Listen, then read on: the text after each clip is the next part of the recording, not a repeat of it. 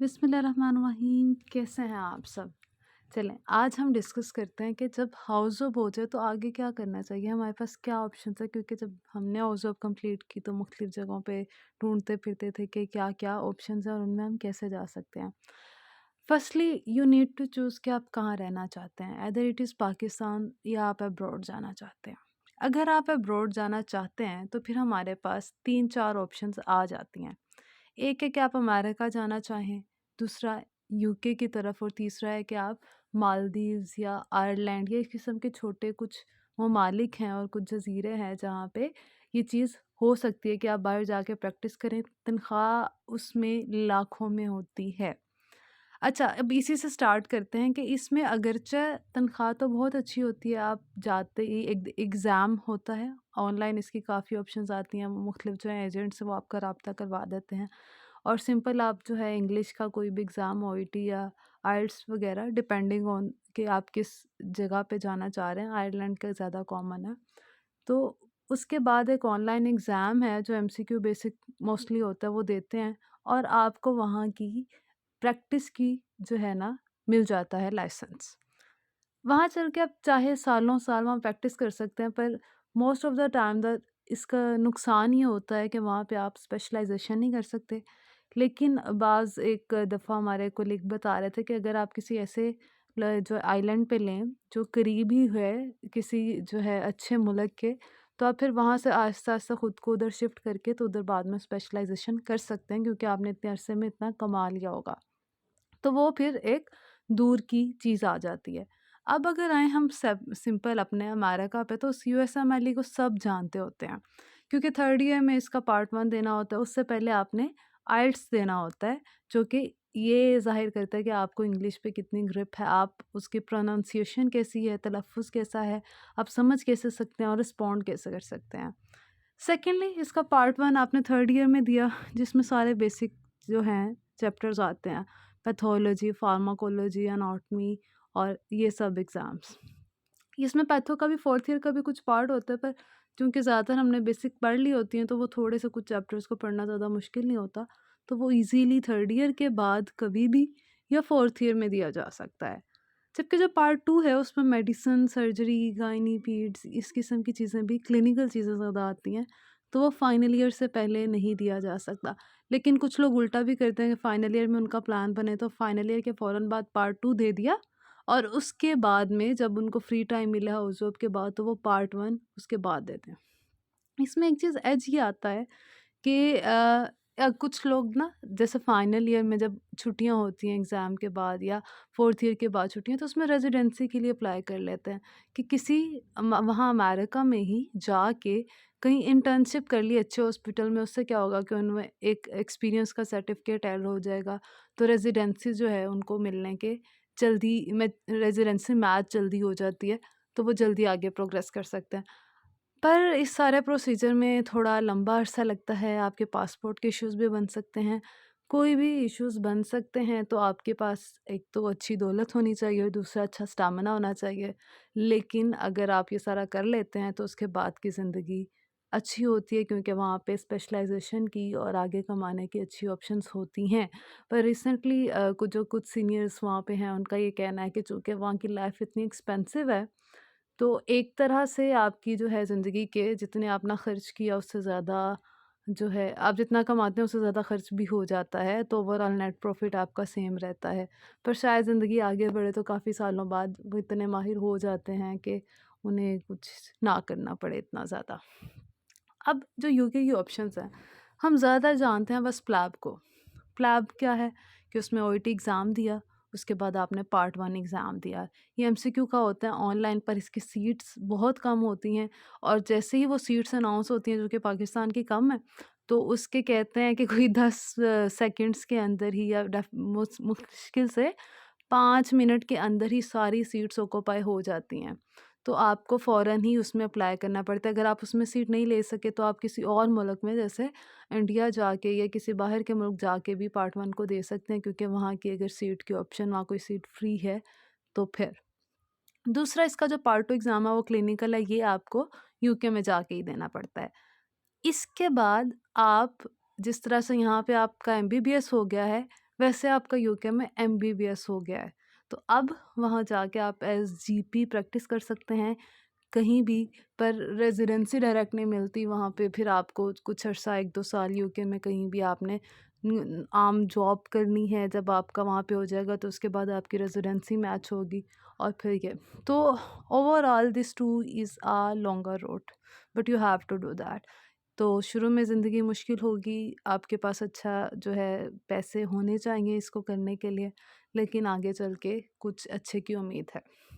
अब हम आते हैं एमआरसीपी या एमआरसीओजी को, जिसके बारे में कम लोग जानते हैं। क्यों? क्योंकि ये प्लैब की निस्बत थोड़ा मुश्किल है, कम लोग इसको क्रैक कर सकते हैं। इसमें पैसे उतने ही लगते हैं ओवरऑल जितने आपके प्लैब में लगते हैं। पर फ़ायदा ये होता है कि इससे ज़रा हायर पोस्ट मिल जाती है कि उसमें आप सिर्फ जनरल प्रैक्टिशनर होते हैं, तो इसमें आप सीनियर जो है मेडिकल ऑफ़िसर हो सकते हैं या बाज़ों का डायरेक्ट रजिस्ट्रार की जगह पे भी जा सकते हैं। पर इट इज़ नॉट कि आपको रेज़िडेंसी मिल गई है।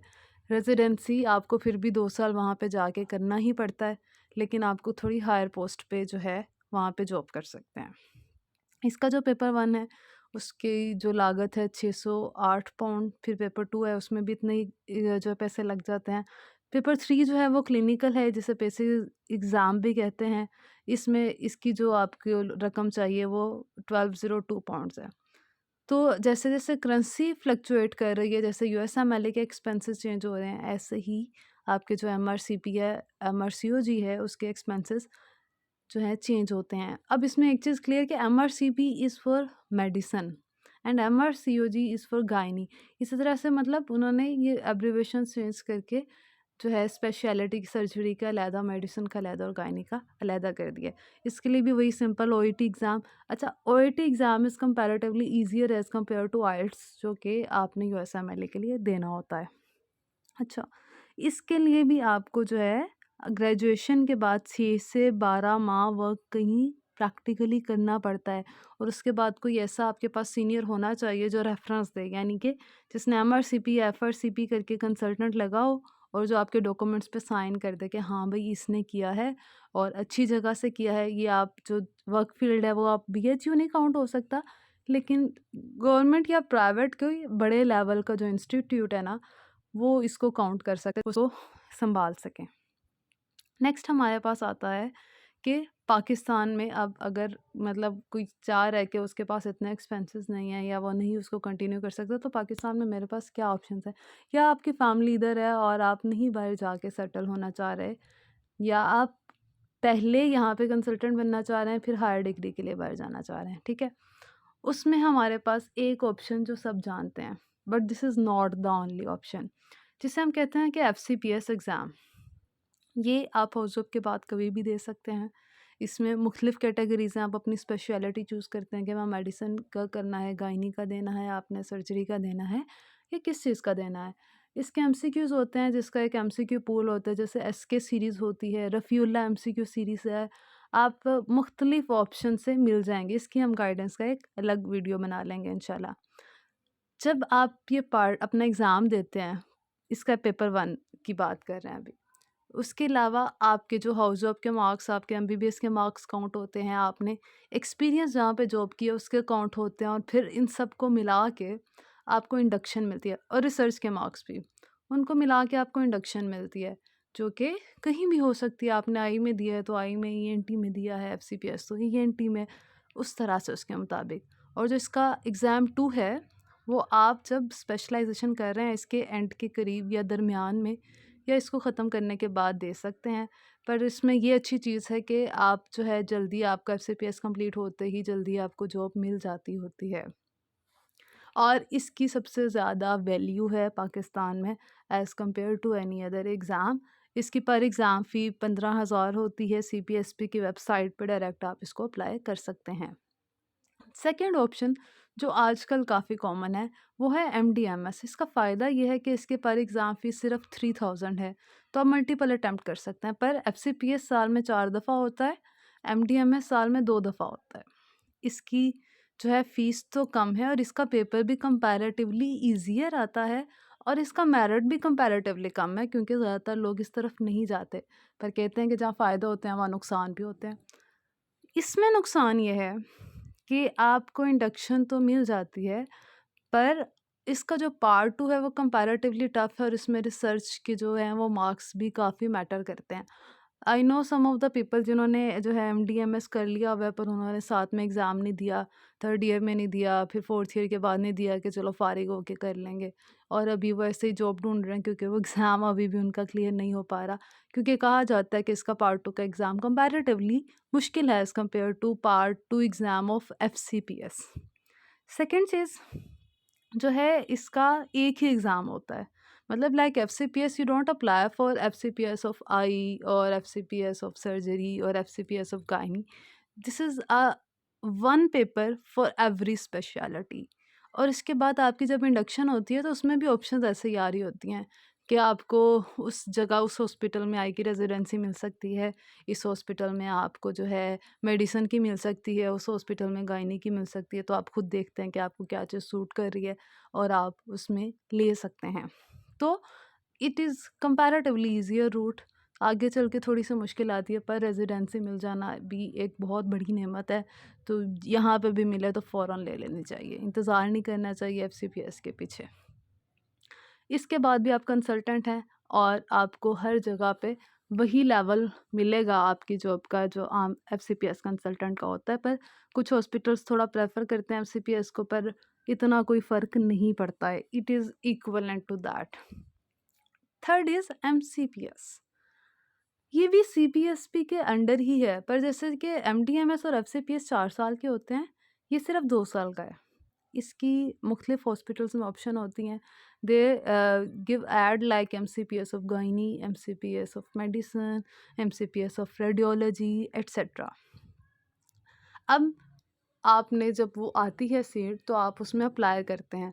अब इसमें भी जिन्होंने सिंपल एमबीबीएस किया है तो उनकी निस्बत वो कंपैरेटिवली प्रेफर करते हैं ऐसे लोगों को जिन्होंने पार्ट 1 क्लियर कर लिया हुआ है। Other it is MDMS, other it is FCPS. तो अगर आपने पार्ट 1 क्लियर किया हुआ है तो आपको थोड़ा-सा हायर एज मिल जाता है एज़ कम्पेयर टू दैट। इसका कोई सेपरेट एग्ज़ाम नहीं होता, लेकिन इसका नुकसान ये है, बनते आप कंसल्टेंट ही हैं 2 साल के बाद भी, ठीक है? पर कुछ हॉस्पिटल्स जो हैं वो कहते हैं कि ये कंसल्टेंट की एक छोटी डिग्री है, ये छोटा कंसल्टेंट होता है, पर no one says that to you, बस आपको जॉब नहीं देते। तो वो लोग जो इतना लंबा रूट, मतलब ज़ाहिर बात है आपने 2 साल बीएचयू करना है या 4 साल डीएचक्यू करना है, क्योंकि हमें पता है इसके भी मार्क्स डिफरेंस हैं। बीएचयू और जो है आरएचसी, इनके मार्क्स जो हैं वो साल के 10 नंबर होते हैं। जो हैं इसके कंपैरेटिवली टीएचक्यू के जो हैं वो 5 नंबर हो गए, डीएचक्यू के और कम हो गए, और या टीचिंग जो है आपके टीचिंग हॉस्पिटल्स उनके 2 नंबर 6 माह के हुए, ऐसे करके ना मार्क्स कम हो जाते हैं, तो आपको बड़ा लंबा अरसा लगाना पड़ता है। तो इसमें वो अरसे की कैद थोड़ी कम है, आप कंसल्टेंट बन जाते हैं। तो अगर आपका प्राइवेट सेटअप का इरादा है तो this is I think a better option. पर अगर आप वो बहुत ही अच्छे हॉस्पिटल से करके ही आप 4 साल का ही करना चाह रहे हैं तो फिर आप एफसीपीएस या एमडीएमएस की तरफ जा सकते हैं। फाइनल ऑप्शन आती है हमारे पास मुख्तलिफ डिप्लोमास की। इन डिप्लोमास की पहले अरसे में बहुत वैल्यू थी। इनकी बेसिस पे ही हम अक्सर जो हैं प्राइवेट हॉस्पिटल के डायरेक्टर्स को देखें, सीईओज़ को देखें, तो उन्होंने सिंपल एमबीबीएस के बाद कोई डिप्लोमा ही किया होता है और वो एक कंसल्टेंट की तरह से एक अच्छा अस्पताल चला भी रहे होते हैं। पर अब वक्त के साथ साथ इन डिप्लोमास की वैल्यू थोड़ी कम हो गई है। अब इसके साथ आपकी, चूँकि वैसे तो आपका एक्सपीरियंस बढ़ जाता है और आप चला सकते हैं, पर अब इनकी वैल्यू उन्हीं के लिए बेहतर है जिन्होंने अपना प्राइवेट सेटअप चलाना है, उन्हें ये फ़ायदा देगा। अदरवाइज़ जो हैं आप एज़ अ कंसल्टेंट जॉब्स जो हैं इसकी नहीं इतनी जो है वैल्यूएबल है। अच्छा, इसके अलावा ना कुछ कोर्सेज़ होते हैं, जैसे फैमिली मेडिसिन की प्रैक्टिशनर, जीपी प्रैक्टिशनर कोर्स। ये भी जो है मुख्तलिफ हॉस्पिटल्स करवाते हैं। जैसे इंडस हॉस्पिटल का कुछ दिन पहले ऐड था, या फिर मुख्तलिफ सालों जो है ना हॉस्पिटल्स ने सिंपल कोर्सेज़, जीपी कोर्सेज़ भी करवाने शुरू किए हैं। और वो कहते हैं कि इसके साथ आपको एमसीपीएस के इक्विवेलेंट एक डिग्री मिल जाएगी कि जिसके बाद आप जो है not a consultant but come almost consultant भी बन सकते हैं, और आपको जो है सिंपल एमबीबीएस के अलावा एज होगा और दूसरा आपकी पे तो होगी ही। तो these are the different options जो आप एमबीबीएस के बाद, मतलब हाउस जॉब के बाद कर सकते हैं। अगर इन सब को नहीं करते तब तक आप as a time pass private hospital में जॉब कर सकते हैं। तो अपनी स्पेशलिटी को जो है आप चूज़ करें, फिर अपना किस रूट्स जो है आपको सूट करता है उसको चूज़ करें और फिर इसकी तरफ बढ़ जाएँ।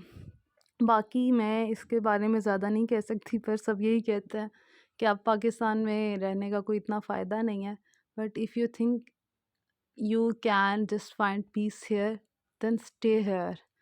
रूट लंबा बाहर भी है, यहाँ भी है। बस ये है कि वहाँ लंबे रूट के बाद पैसा ज़्यादा है, यहाँ लंबे रूट के बाद भी उतना पैसा नहीं है।